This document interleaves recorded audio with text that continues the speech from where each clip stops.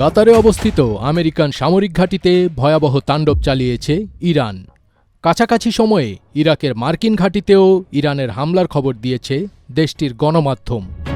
ইরানের ৩টি পরমাণু স্থাপনায় মার্কিন হামলার পর ২ দিন না পেরোতেই এই হামলা চালালো তেহরান। ইরানের রাষ্ট্রীয় গণমাধ্যম প্রেস টিভি এই খবর প্রকাশ করেছে।